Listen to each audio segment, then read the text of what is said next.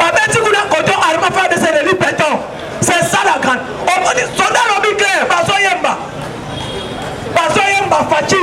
Comment ezamboka ya fachi. Fardesi. Mais toi Kinshasa, au fond na Kimbuta, Chilombo vraiment. Bien remati. Yo.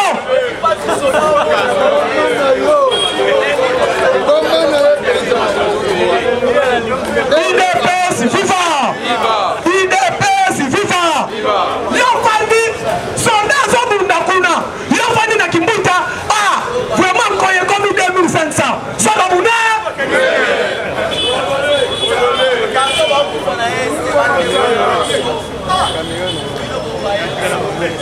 Yo fandi. Oh non ah. Combattant, Kalap, IDPS viva. IDPS viva. Fachime. Sondage au monde na Est. Mokeza Tchake. Yo fandi on dit que si il va mourir comme 3000 papa, est-ce que yo vraiment Ndo moni Bracongo a commis l'open en koi, en kelio nkoi, a pas commis esprit quinois. Quel niveau? Parce que nous avons koi, bacheli sumoko. Après ma commune esprit quinois. Donc esprit à bakinois et ça y encore. Donc ce qui esprit à bakinois c'est encore. Donc quinois à encore. Donc koi yamasanga. Bana mwali yana baya kopesa ngoko boso ki likofi pongola ya changa de likofi na pesa on a pression fort via kinwa yango mais est des attaqués conscientisons-nous je vous dis problème au Sénégal na Sénégal on comment on va marcher chaque jour peuple na banabana conscientiser pour leur propre pays on ne peut pas faire quoi que ce soit si tu ne défends pas ton pays. Un bon citoyen, c'est celui qui aime son pays et défendre totalement sa patrie. Alors, priez et défendre votre pays parce que votre bénédiction dépendait. Même à l'église. Au moment Palestine, dans Israël, si les noms pourquoi Abunda Palestine, dans Israël, maintenant, il y a Kouta Boulinga. Nani akuta mulinga Israël akuta Palestine n'existe pas parce que Israël a créé une nation en 1948 les Nations Unies et reconnaître comme Israël État-nation sauf qu'aujourd'hui Israël wana Israël c'est pas le nom d'une pays c'est le nom d'une personne Israël c'est le nom d'une personne et ça comme il y a Jacob et ça comme il y a Jacob va changer à comme Israël les pays pour nous sont pas la banque à Canaan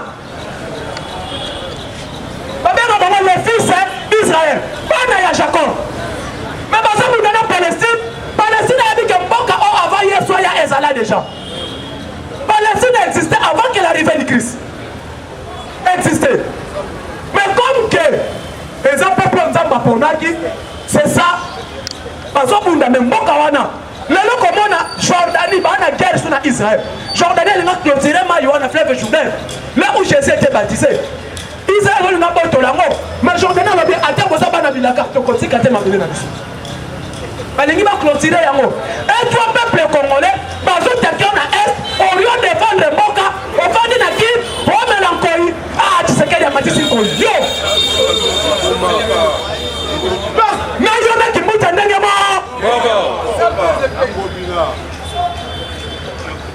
lelo oboyoki na information et personne na conseil des ministres les 16 blocs pétroliers à Congo les 16 blocs pétroliers Bisika Bitumba Ezali le combat de Tshisekedi ce n'est pas la personne de Tshisekedi les Européens les multinationaux et les Américains les Juifs pas comprendre de pizza tipo ayaya tipo azaya pour ça les guerres sont de tikiye et que de Congo et comme Alola nous avons 16 blocs pétroliers blocs pétroliers est jusqu'à 16 comment nous sommes beaucoup pétrole au exact on peut travailler dans Omazou Namboko 4 94,5%.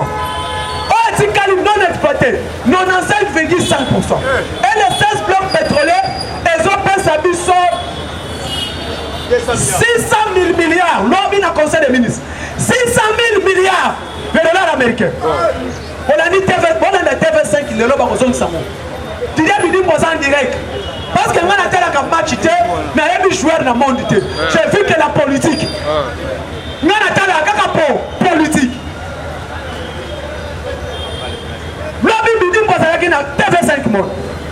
Il a expliqué, appel d'offre Salemi. Appel d'offre Salemi, il y a 600 000 milliards. Maintenant, qui va gérer cet argent? Problème est ça, à part Wana, appel d'offre, Nani Badini Baya. Wana n'a bloc pétrolier. Il y a un gaz naturel dans la Kivu. Place du Tumbaza Wana. Rwanda là où il va maintenant à encamparer Yango. Parce que le volcan Wana c'est gaz. Le gaz. Les gaz Wana, il y a 16 000 nanomètres cubes. 16 000 nanomètres cubes. Il y a gaz naturel. Ils ont coûté Congo au moins plus de 32 milliards de dollars américains. Appel d'offres. Qu'est-ce qui se passe? La France entière, la France. N'a pas de contrat ya Kabila, oyo bomona. On va s'habiller dans la bouca. Moussi doit qu'on la vérité un jour. Contrat à la bouca, Zani. La bouca, il a signé un engagement avec les multinationaux, les Européens. Pour eux maintenant, l'Est de la République démocratique du Congo. Selon la bouca, parce que ils ont triplé 2 fils pays, 3 fils du pays. Un apprenait qui conscience à Bimaki. On a des frères Matungu. France, il va se chercher à Est et République démocratique du Congo.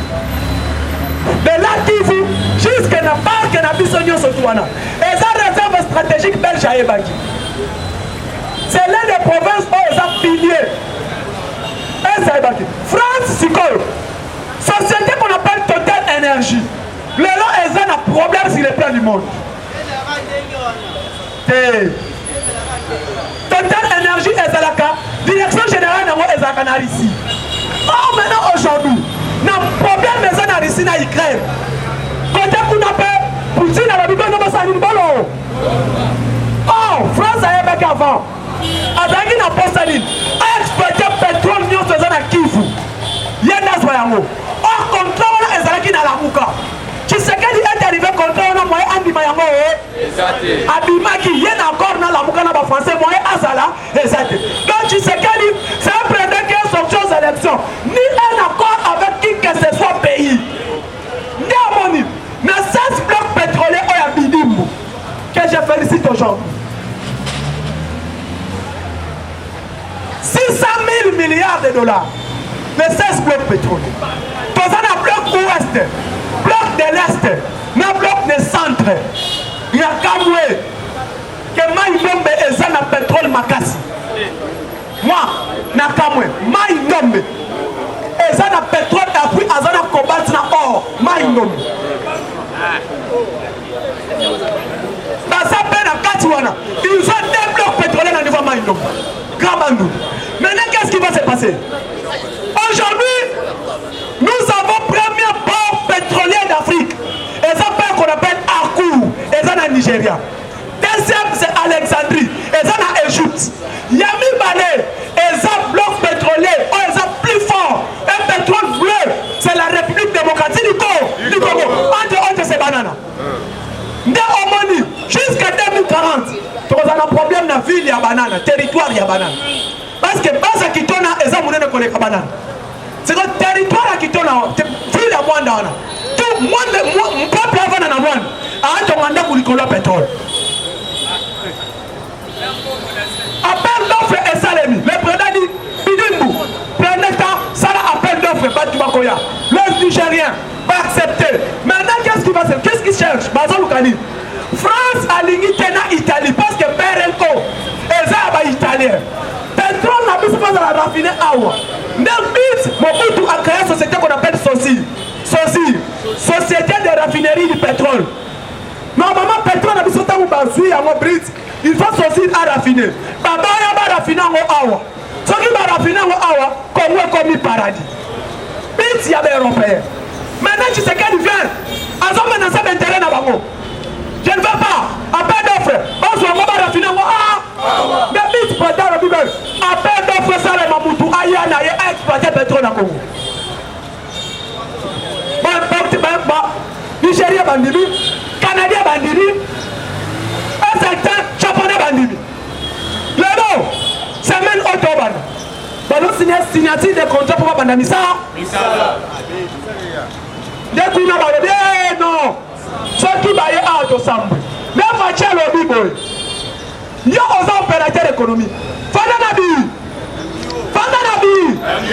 Moi, je suis en exploitation. Dans l'exploitation et la commercialisation du pétrole. Et qu'on a géré par les Congolais, des pères et des mères. Grâce à leadership et à ministère hydrocarbures, qu'on appelle Maître Lidé Bidi, c'est lui qui fait l'appel d'offres. Parce que tu as 3 phases. Phase d'exploitation, phase d'opération et phase de commercialisation. Pas du bail baraté. Dans un cas, mon peuple a fait à l'OI. Problème est ça, transport et matité. Et puis, s'il vous plaît, quand ça dit non intoxité, carburant à pompe et matité. Matolagi n'a problème à ma soute. Au moment où je vous parle, le 30, on va dire top promo. Le 30, carburant, essence, tout consort et cocotte. Le 1er juin, dès qu'on a là, il y a Nini, kérosène. On a dit top comment on attend moi. Même RTLC. Dans un 4 bateaux, ils sont déjà dans Rwanda. Tu vas dire à ministre hydrocarbures. Parce que le monde entier est un problème. Mais nous, dans un comité avec manque à gagner, j'ai expliqué avec manque à gagner. L'État congolais là, quelqu'un qui soutient Kabila, Kabila c'est un sorcier. S'il vous plaît, station il y a l'État Oyebi Namboko. Pardon? Station il y a l'État Oyebi. Exactement. Donc on a un Oyebi station. Pardon? Sonango les Akayanan. Nango l'État doit travailler dans manque à gagner. Bongo l'État doit ministère contre la caisse nationale. Il y a l'État. On a Congo. L'État travaille, le ministre des hydrocarbures, Binimbo, et Nicolas Kazan, le président des années, va travailler dans manque à gagner pour permettre Bissot, si demain il y a pétrole et matériel, pour le ministre, si l'État a dit que ton boy il manque à gagner, carburant et matériel, il a sur le marché salini. 18 ans, Kabila a dit que Bissot a ta station Malumate. Mais qui monte à plus de 10 stations en Boko. Na Kinshasa. KM, KM, il y a orange jaune, orange blanc. Et ça, il y a Kimbuta. Olongwe, Kabila a accepté à créer LP, l'aide à pétrolier. Et ça, l'aide à Tebazanaye. Alors, on va créer port. Il y a ensemble, mais c'est Borel. Oh, et ça, il y a 4 ports internationaux. Oh, il y a un port, il y a l'aide. Entre Kabila et M. Borel et l'aide.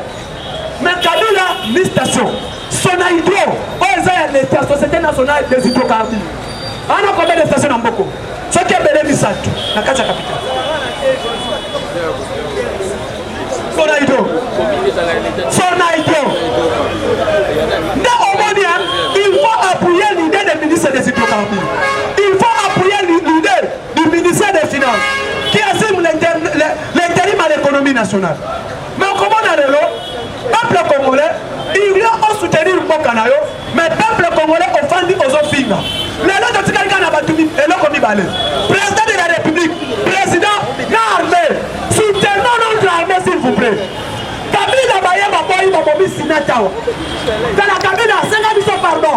C'est un Congolais pardon. Au moment Sinata Congo, on intérêt à yo. Financement de qui pèse. Au moment, besoin du problème de monsieur. On a collé si matériel de local. Au moment, on entra au moment. Mort au moment. Miba au moment. Chekamine au moment. Nini sous sa bomi? Egaman. Éducation. C'est ça, ça dit. Il faut ça à Congolais. Pardon. Éducation. Donc, qui veut dire?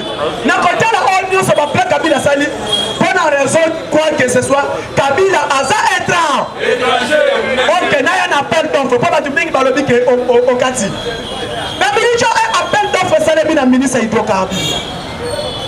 Pas égyptien au monde, et ça m'étonne.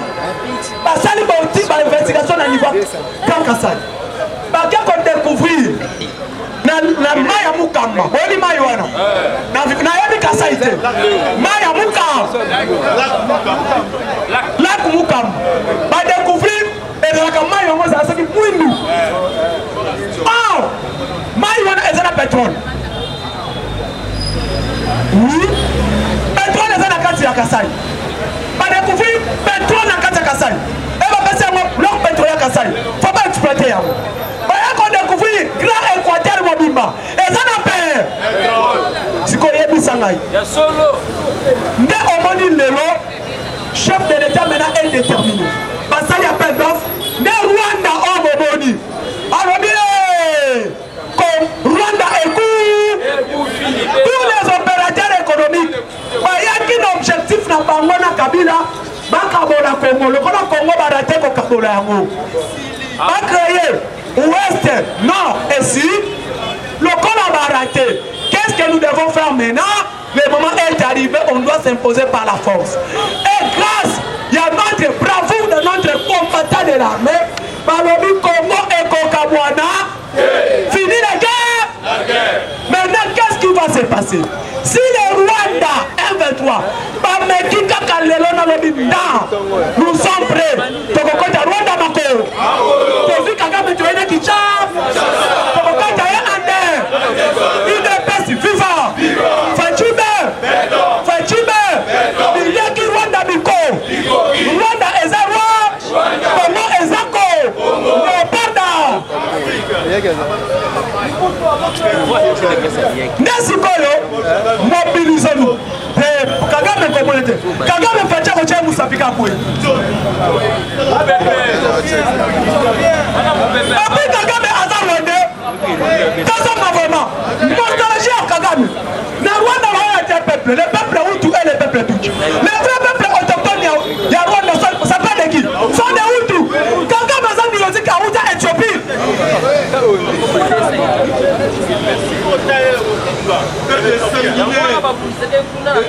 Dans le premier ministre éthiopien, Zwana Paul Kagame Tchaba place Moko. Zwana Rubero Tchaya place Wana. Le Congo n'a pas un problème avec les Rwandais. Nanani, elle ne peut pas à Rwandais. Donc elle ne peut pas à M23.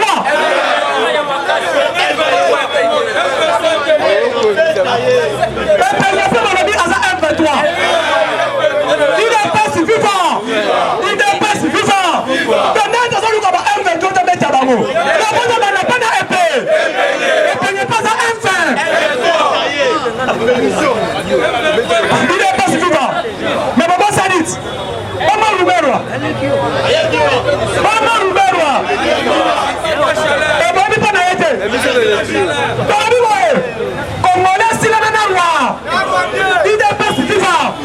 ok, cher combattant, merci pour la place, Papa José. Papa José.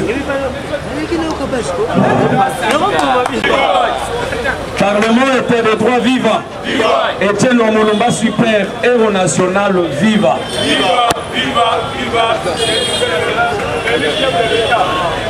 Nous allons admettre que nous sommes samedi.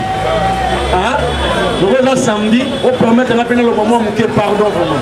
Souvent, on a 4 pour la monde à la tige bande de basa la mission la bango tout ça fait salongo parce qu'il y a des salongo mais Kinshasa la poubelle. Une paix solide. Chers combattants, nous avons obtenu par Rwanda. M23, CNDP, Epenge, consort. Mais nous sommes maintenant en phase. Il y a Robert à Rwanda. Voilà. Une paix solide. Pourquoi? Dans la nuit mission, on attend le na radio Okapi. Il y a des intervenants qui ont bêtises dans la radio parce qu'ils étaient en direct. Or, le gouverneur militaire, il y a Est, a saigné la population parce qu'il va machette pour pour agresser les terroristes parce que ce sont des terroristes. Bon, il y a des terroristes. Nous condamner à Théona. Il faut être idiot ou bien bête. Ce n'est pas que l'armée aime la police. Mais les gens veulent que tout le monde soit aux aguets. Parce que c'est bizarre, les gens qui n'ont pas d'armes, ni armes à feu, ni armes blanches, mais ils sont attaqués par Bango. Maintenant on demande que le peuple aussi a ça la autodéfense. Et à ma même dans les droits humains, on permet l'autodéfense. Dans le bagabon, droits humains, nous avons appris deux choses. Il y a ce qu'on appelle la non-violence active et la non-violence passive. C'est dit, tous les gens papa, maman, bandekolanga. Ndekolanga yé le kola za edimbo. À côté de maman, il couvre. Ndata li bonabité non-violence. Maman, papa la biso, couvre. Papa est longue vie, non-violence.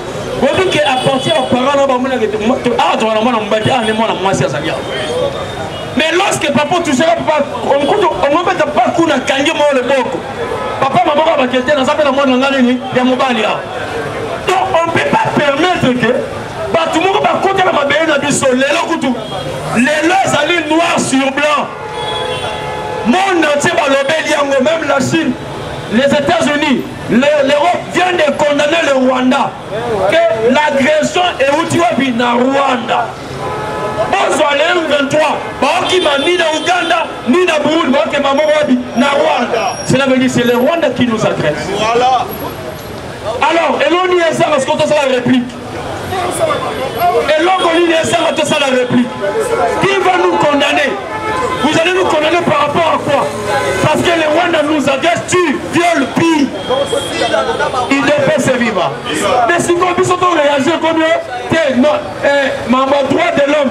Droit de l'homme. Donc ceux qui sont là, morts là-bas sont des animaux. Avant-hier, la radio BBC Afrique a parlé du nombre de morts au Congo. Plus de 16 millions de morts. J'ai dit avant-hier, la radio BBC, vous pouvez taper Google, BBC avant-hier, plus de 16 millions de morts au Congo. 16 millions, 4 pays et demi vides. Donc, Congo, vous avez dit, Gabon, Basate, Guinée, Conakry, Bissau, Basate. Et ces morts se retrouvent au Congo. Si maintenant on a le droit comparer, réciprocité, nous sommes dans le Rwanda, 15 millions de morts. Rwanda, on s'en va. Oh, c'est quoi les Cameroun? Quand tu as Rwanda, moi, pays mon minime, à nous, on a RDC. Non. Quand tu as tout le monde sans valeur, ainsi, considère au moins de la mission, nous qui avons l'alliance. Combattants, ça ne peut pas passer. Il ne peut se vivre. Il y a un lobby, les Congos aussi doivent agresser. Surtout, toi, tu as même la Kinshasa. Les Rwandais. Alors, c'est là-bas, ils nous tuent. Il faut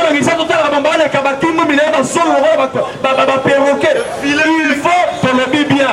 Sans le criminel, nous acceptons. On doit aussi ici, dans la négociation, les Israélites vont négocier bien, les Israéliens. Ils sont à la table de négocier, mais sur le terrain, frappe sur frappe. Et quand nous sommes bien. Et puis ça va résultat Noki. Mais ça va pas agresser, non violent, Fatih Bert, grand diplomate, pour recevoir un Bert, tu repères ma même, il est fait ce vivant.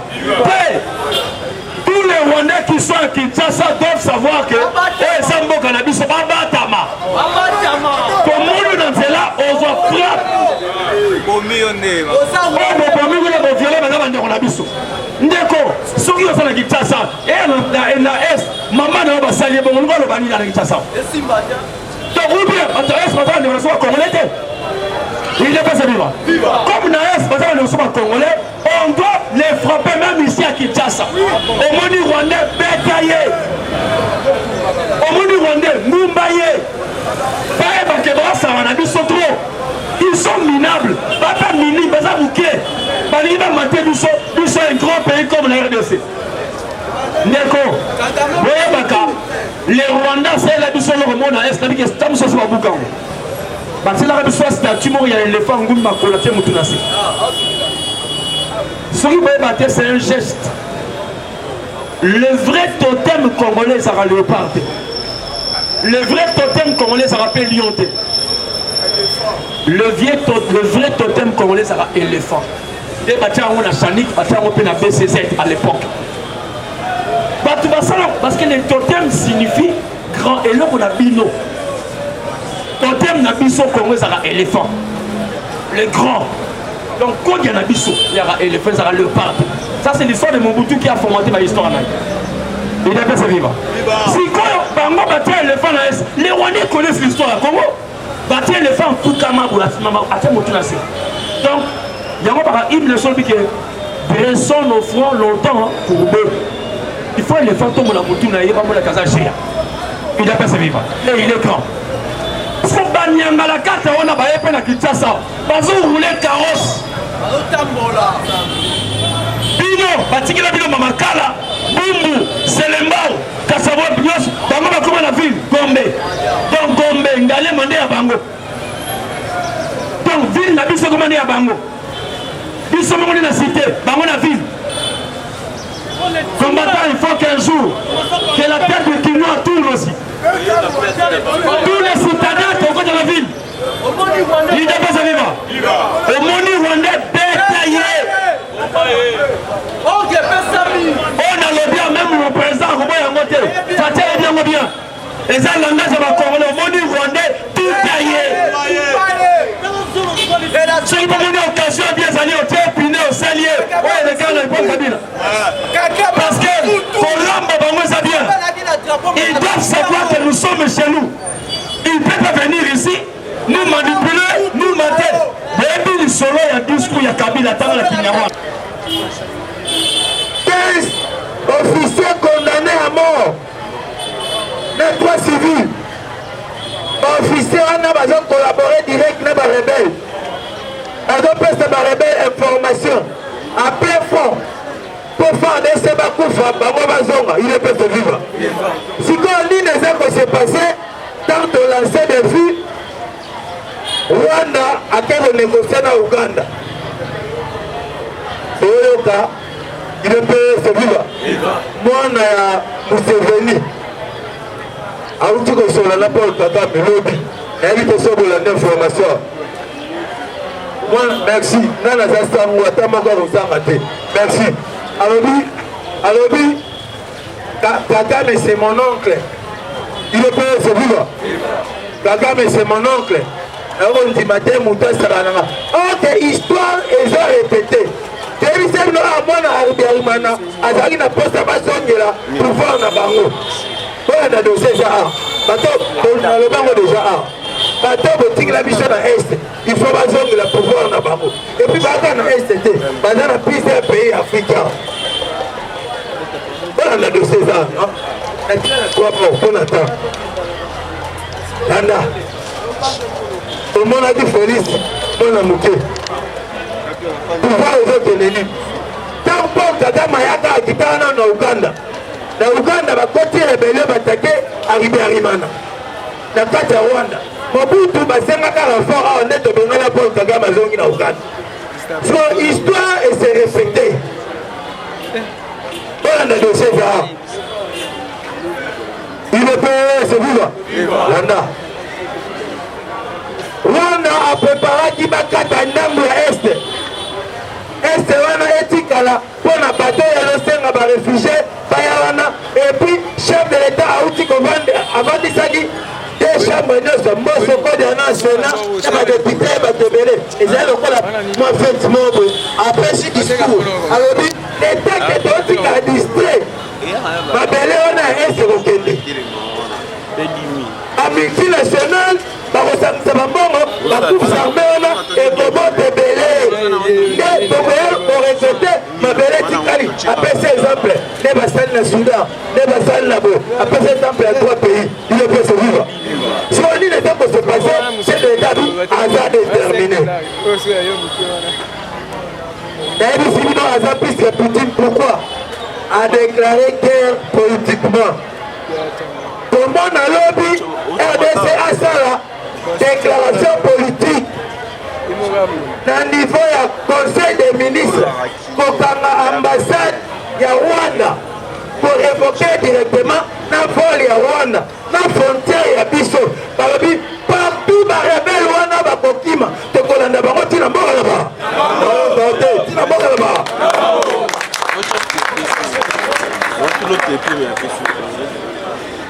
Il est pas vivre. On a vu que vous avez la image. À ce moment-là, on ne peut pas contacter. Mais parce qu'il est bibé. Au monde est roté. Merci. Parce qu'il est bibé. Il y a un petit temps. Et là, il y a un papa qui a un téléphone filmé. Parce que là, on est Azul a image. A Tindeli Bisso. Total. Tout le monde dit que on a bibé. Vous comprendre, il y a un effet militaire, il y a un effet militaire, il y a un tennis, il y a Rwanda. C'est que c'est que Rwanda a soutenu le MV. Il y a un région Grand-Lac. C'est qui m'a menacé dans la course armée, il faut côté la yé.